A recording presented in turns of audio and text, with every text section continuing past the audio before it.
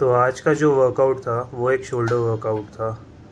जब मैं सुबह जिम पहुंचा, मैंने सबसे पहले नॉर्मल मिलिट्री प्रेस मूवमेंट्स किए। ये मेरा फाइनल सेट है जो कि मैंने 25 किलो के डंबल से किया। चाह रहा था कि मैं 30 किलो से करूं, बट मुझे उतनी एनर्जी फील नहीं हो रही थी। सो मैंने प्रेफर किया कि मैं 25 से फेलियर तक ले ले जाऊं अपने इस पर्टिकुलर सेट को, जो कि बहुत ज़्यादा इफ़ेक्टिव था। जस्ट आफ्टर कंप्लीटिंग इट, मैं आर्नोल्ड प्रेस पर शिफ्ट हुआ। यहाँ पे मैंने 20 केजीज़ के डंबल से प्रॉपर आर्नोल्ड प्रेस मारा। और मुझे मतलब आर्नोल्ड प्रेस एक कंट्रोवर्शियल एक्सरसाइज हो सकती है, बट मुझे ये चीज़ बहुत ज़्यादा इफ़ेक्टिव लगती है अपने लिए। बाकी इससे मेरे शोल्डर्स ग्रोथ बढ़े ही हैं। लाइक 3 साल में मैंने ऐसा कभी नहीं हुआ कि मैंने किसी शोल्डर डे में ये पर्टिकुलर एक्सरसाइज ना की हो। देन अपने रेगुलर साइड रेजेस, मैं हमेशा ये साइड रेजेस खड़े होकर के करता था, बट आज मैंने सोचा कि मैं इसे बैठ कर करता हूँ और अपने बैक को एक प्रॉपर रेस्टिंग फेज में रख करके इसे टिल फेलियर खींच करके देखता हूँ कि मुझे इससे मतलब कितने एडिशनल बेनिफिट्स मिल सकते हैं। एंड बिलीव मी, मुझे खड़े होकर साइड रेजेस करने में ज़्यादा इजी पड़ता था देन बैठ करके। Then some random front raises, जिसे मैं पहले तो बारबल से करता था, बट आज मैंने प्रेफर किया कि मैं डंबल से करूं। और after just completing this set, I was like totally exhausted, क्योंकि मैं हर एक सेट को फेलियर तक लेकर के जाता हूँ। तो मेरे जो मसल होते हैं वो by the end of the workout इतने सोर हो जाते हैं कि it is very hard to even move them.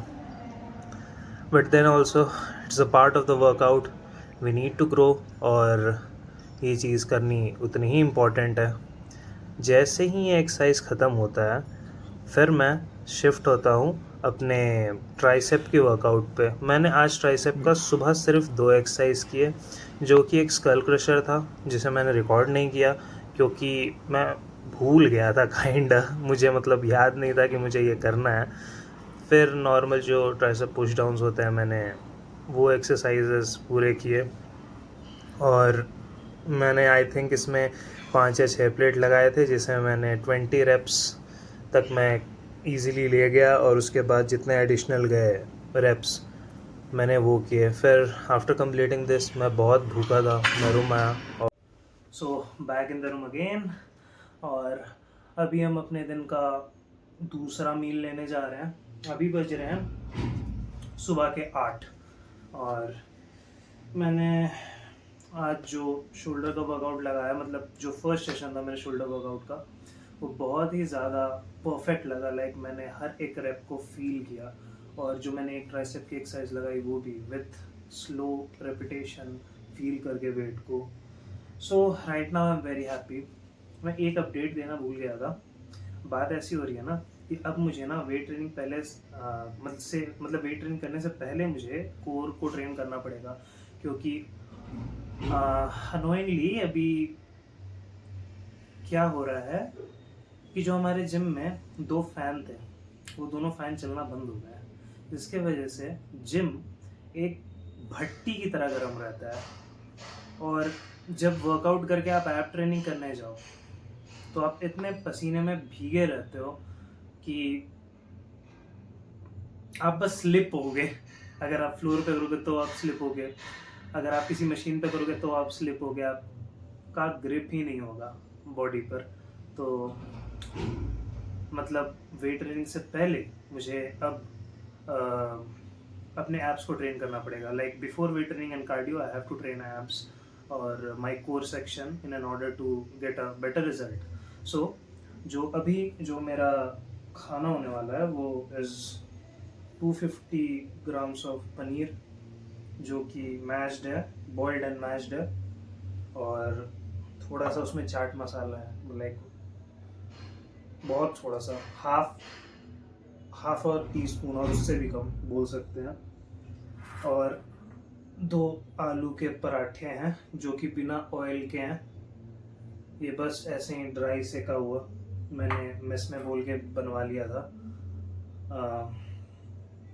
और थोड़ा सा वही अपना रेगुलर चीज़ मेल्ट, अलग अलग दो टाइप के मिक्स करके।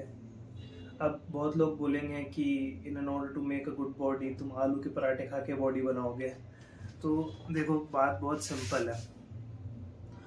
मैं कार्ब्स बहुत कम ले रहा हूँ। अगर मैं अपना मतलब रेगुलर डाइट पोस्ट करके दिखाऊं, सो मेरे फाइबर्स लिमिट से थोड़े ज़्यादा हो रहे हैं, प्रोटीन एग्जैक्ट टच हो जा रहा है, फैट्स थोड़े कम रह रहे हैं, पर सबसे कम तो कार्ब्स रह रहे हैं मेरे बॉडी में।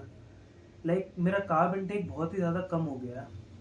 मुझे मालूम है कि बहुत लोग अब बोलेंगे कि आलू के पराठे खा के बॉडी तो नहीं बनती है, कहीं नहीं, कुछ ऐसा नहीं होता है। पर ये मैंने मतलब कह सकते हैं कस्टमाइज बनवाया है। इसमें तेल नहीं है, इसमें स्टफिंग रेगुलर से थोड़ी ज़्यादा है, और मुझे ये खाना ही पड़ेगा क्योंकि मैं वर्कआउट 2 बार कर रहा हूँ। मेरी बॉडी को एनर्जी की ज़रूरत है, बिना कार्बोहाइड्रेट या बिना कार्ब्स के वो पॉसिबल नहीं होने वाला है। सो ज़्यादा टाइम वेस्ट नहीं करते हैं, मैं अपनी कोई फेवरेट वेब सीरीज़ लगा लेता हूँ और अपना मील लेता हूँ। फिर मुझे वो पानी का जो बोतल है 2 लीटर का, ये प्रॉपर 2 लीटर पानी पीते पीते मुझे 1-2 और काम है जो कि निपटाने हैं, वो मैं करूँगा। और फिर कुछ देर रेस्ट करके 1-2 मील और ले करके जाऊँगा जिम। मिलते हैं। तो अब शाम हो चुकी थी और मैं वापस वर्कआउट करने जिम जा चुका था। आज मैंने वर्कआउट थोड़ा लेट चालू किया क्योंकि मुझे कुछ नए बच्चों को कुछ पर्टिकुलर वर्कआउट सिखाने थे। सो जो बचे हुए कुछ शोल्डर्स मूवमेंट थे, मैंने उनको करना चालू किया। और मैं जानता हूँ कि मैं अभी इस जब पर्टिकुलर सेट को मार रहा था, मैं तभी समझ गया था कि it will be a very hard day, but मैं फिर भी नहीं रुका। मैंने मिलिट्री प्रेस का एक और डिफरेंट वेरिएशन किया। इसमें मैंने लगभग 40 केजीज ऑफ वेट डाला और बारबल से ये पर्टिकुलर प्रेसिंग मूवमेंट करना चालू कर दिया। ये मेरा इस मूवमेंट का फाइनल सेट था, I think the 4th set था। और while performing it was every rape was like too heavy for me, but I did it anyhow. Then I shifted to a tricep exercise that was like normal push down tricep exercise. तो जब मैं ये exercise कर रहा था, जहाँ तक मुझे याद है ये मेरा फाइनल सेट था। While performing this particular push down मैं थक चुका था, मेरे शोल्डर्स जवाब दे रहे थे, बट एक्सरसाइज करना था। सो हेलो एवरीवन, अभी सुबह के आई थिंक 5:30 बज रहे होंगे। मेरी नींद आज यूजुअल से आधे घंटे लेट खुली, around 4:30। I was like doing something, 1-2 emails भेजने थे और बाकी कुछ और काम था, वो कर रहा था। आफ्टर डैट अभी मुझे भूख लगी है, तो मैं दिन का पहला मील लेने जा रहा हूँ।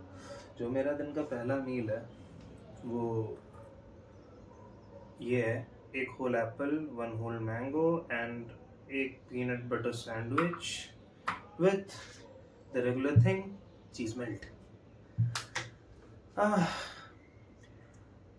यार मेरे को कोई स्पॉन्सर कर दो चीज़ मेल्ट्स। नहीं, चीज़ मेल्ट छोड़ दो, वो खुद खरीद लूँगा। मेरे को ना कोई ये क्या बोलते हैं, फ्रूट स्पॉन्सर कर दो। हिमाचल में महंगे मिलते हैं। चलो बैक टू द टॉपिक। जो कल का मेरा वर्कआउट था, वो जैसा कि आपने पूरे वीडियो में देखा होगा, एक शोल्डर और ट्राइसेप का वर्कआउट था। ये डे 2 था चैलेंज का, जिसको मैंने बहुत ही मेहनत से कंप्लीट किया। मैंने एक चीज़ नोटिस की है, from the time I started doing cardio a lot, it had help me to reduce the weight. अभी क्या है कि मेरे को in order to increase the size थोड़ा सा ज़्यादा ट्रेन करना पड़ रहा है, पर क्योंकि मैंने इतने समय तक 2 महीने तक खुद को कार्डियो से अटैच्ड रखा बहुत ज़्यादा, और ट्रेनिंग से मॉडरेट, और अब हो गया है कि कार्डियो से मॉडरेट और ट्रेनिंग से बहुत ज़्यादा। तो ये चीज़ ना मुझे मेरे मसल्स में फील हो रही है। होपफुली ये ट्रेनिंग का पहला वीक था या फिर पहला वीक है, तो जो मेरे मसल्स है like specially the upper chest muscles और हल्के हल्के शोल्डर्स में भी हल्का सा पेन रह जा रहा है, लाइक वो जो फटीग होता है, सोरनेस होता है, वो मैं अभी भी फील कर पा रहा हूँ, जो कि हाँ अच्छी बात नहीं है। मैं ऐसा कुछ नहीं कर रहा हूँ कि मैं ओवर ट्रेनिंग कर रहा हूँ, ओवर ट्रेनिंग के मैं सख्त खिलाफ हूँ। I never ever suggest anyone to go and over train, क्योंकि ये सबसे घटिया और गलत चीज़ में से एक है। रीज़न ये है क्योंकि हमारे मतलब जो मसल्स होता है उसके लिए लाइक फॉर फॉर फ्रॉम मतलब my side and my knowledge, जैसे एग्जांपल के लिए हम ले सकते हैं चेस्ट, एक फ्लाइज और 2 प्रेसिंग मूवमेंट्स अगर आप फेलियर तक लेके जा रहे हो 3 सेट्स के लिए, मतलब तीनों एक्सरसाइज 3 सेट एंड फेलियर तक लेके जा रहे हो, दैट्स इनफ। एक साथ बहुत ज़्यादा ट्रेन करना is just a waste of time. इससे अच्छा आप ये कर सकते हो कि आप एक सेट अगर 5 मतलब फॉर एन एग्जांपल, जैसे आप फ्लाइज ले रहे हो, फ्लाइज में आपने वेट लगाया 40 kgs और आपने फ्लाइज मारनी चालू कर दी। नाउ आप उस फ्लाइज को टिल फेलियर तक लेके गए जब आपका हाथ उसे यहाँ तक भी ना खींच सके, लाइक मिलाना तो दूर की बात है, यहाँ तक भी ना खींच सके। दैट इज द टाइम कि आप उस वेट को छोड़ दो। अब उसके बाद आप 2 मिनट का रेस्ट लो, या फिर अगर आप रिकवर जल्दी हो जाते हो तो 90 सेकेंड का रेस्ट लो, फिर जाओ नेक्स्ट सेट पे।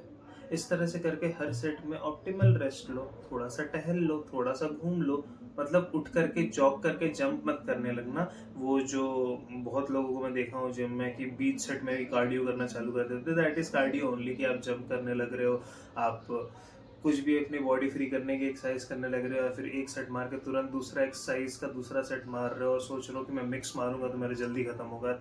सबसे फालतू चीज़ें मैं पहले ही बता रहा हूँ। इस तरह से करके आप 3 एक्सरसाइज में भी अपने चेस्ट को ट्रेन कर सकते हो। बट अगर आपके पास बहुत ज़्यादा टाइम है और आप दिन में 2 बार जिम जा सकते हो, तो आप उस 3 एक्सरसाइज को 6 एक्सरसाइज में भी तब्दील कर सकते हो, या फिर 4 एक्सरसाइज को 8 एक्सरसाइज में भी तब्दील कर सकते हो। बशर्ते बात यह है कि आप अपने बॉडी को रिकवरी टाइम कितना दे रहे हो। जैसे जो मैंने अपना चेस्ट वर्कआउट लगाया Monday, not Monday, on Tuesday, अब मैं जो नेक्स्ट वर्कआउट लगाऊंगा वो उसके 48 आवर्स बाद होगा।